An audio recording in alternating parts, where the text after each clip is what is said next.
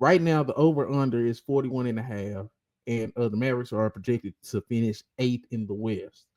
If that does happen, would you want to move off Anthony Davis and Kyrie or both and just start building around Cooper Flagg, Lively, Christie, and go with a youth movement? How you feeling about that type situation?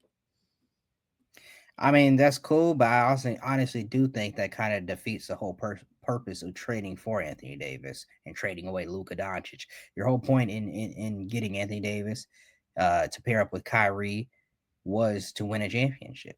So if you're essentially trying to start a youth movement and build around it, that's a waste of a Luka trade. It's been a waste of 2.5 seasons or whatever. And you're never gonna win.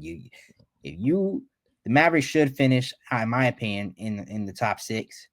That's where I'm gonna have them. I don't care. I think they're going to be a well coached team. They're going to have a great defense anchored by Frank Vogel's defensive schemes, Anthony Davis and Cooper Flagg. They'll have a great defense. Defense wins championships.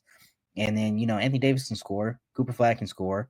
Or he'll prove to be a scorer. And then, we'll get some help in the backcourt by some guys. Like they'll figure it out. But essentially, I think the Mavericks will be a strong defensive team, and that's what helps win championships. And then you add in the offense as you go throughout the season, and of course, bring in Kyrie to come and close the deal.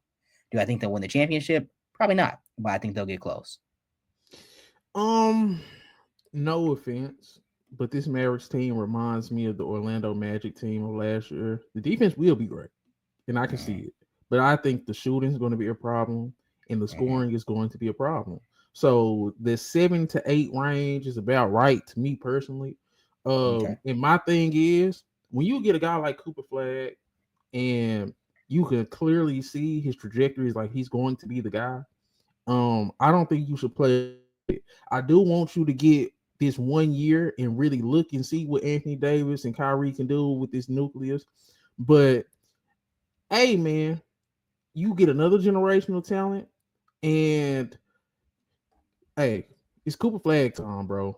So if let's see what it looks like with a team that's built to win. But if they finish like seventh or eighth in the West, if they go out in the first round, there's no point in running it back. And yes, you can admit that you failed with the Anthony Davis trade, but you got to get off of him before he gets hurt. He's getting older. Kyrie, same thing. So I feel like, yeah, the Luka trade looked crazy at the time, but if you are hitting refresh to hit refresh with generational talent, and then you still have two top 20 players to trade and get assets for when you're trying to rebuild and start your youth movement, I don't think that's a bad place to be, me personally. So my thing is, I like what you said, and it's like it will be a little if you get off of them this quick, but what you can get back for them to rebuild in the future, I think if this year is a dud, you might as well. That's just how I'm feeling about that. I guess that's maybe you got to admit your mistakes when you make them, but that's a big old mistake to be made. How long would you want to see this project then if you don't want to get off Anthony Davis and Kyrie? I say you give him this year, obviously, because it's the first year, right? Mm-hmm. You get one more year. I give him this year and the next, and if we ain't figured it out, um, we don't look like real contenders, then A, the Luka trade has failed, and B, I mean, it's probably time to move on. So if you had a chance, let's say something happens with how these draft lotteries go. Let's say like the Boston Celtics actually are worse than what we think. They get a top 10 pick, they fall into the lottery, it's a top 5 pick or whatever, or just any other team. Let's say a good team that's just dealing with injuries, so happens to get a top 5 pick or a top 3 pick or whatever. And we get a chance to pair Cooper Flag with a Darren Peterson, AJ DeBansel, or a Cam Boozer. You wouldn't want to move off them older guys to do something like that? I mean, in theory, yeah, you probably should want to do that, but I mean, the older guys give you a chance to win now, and this is a win. You're supposed to be trying to win now, so But see, what I'm saying is the Mavericks are projected to finish eighth in the West. They're projected to win 42 games. mm-hmm. That ain't worth keeping together. I'm just saying because Don't They don't get don't feel overhyped like by this I'm not getting OKC. overhyped. They don't feel like they don't feel like they're a 7th to 8th seeded team. Okay. Let's name. Let's do this again. You Let's can do the do teams in all the the West. naming. They're not going to feel like they're a 7th, 8th. Even if they finished it, they're still going to feel like they're one of the better teams in the West and that they can win it all, Okay. regardless. Man, if we were in the East, I would, you know what I'm saying, I would kind of listen to what you're saying. We're in the West, bro. This team is at We its height as haven't even 17. seen this team at its height. We haven't literally have not seen this team at its height. My thing is, you are see you feeling you got your fan hat on, I and ain't got my fan. I I'm feel barely, you. man. I feel you because Kyrie and he isn't here. But my thing is, where the points going to come from? What's the like? I'm trying to see who are when it comes to which one of the top teams in the West can this damn Mavericks team beat? I'm just gonna start there.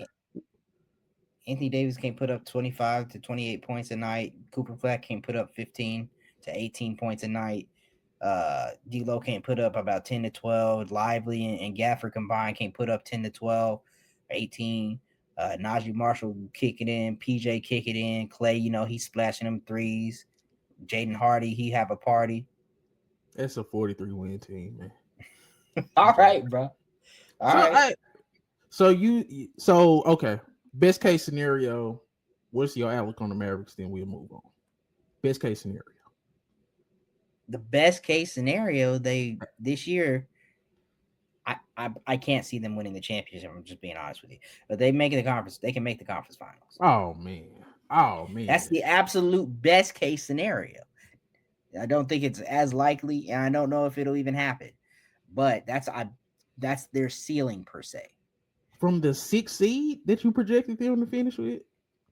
Yeah, they could, bro. Come on, I'm not really worried. They matchup wise can be good with just about any team in the West. Like, I'm not necessarily worried about any team just 3-6 overly potential 3-6 matchups. Okay, Timberwolves, Mavericks. Who you got? Mavericks could beat the Timberwolves. Like, that's not a crazy thing to say. 6 matchup. Who you got? Who? Mavericks. I said, let me give you one more. So Rockets, Mavericks. Mavericks can beat the Rockets too. I mean, the Rockets are better suited for the Mavs, but they can beat them too. Okay, I like it.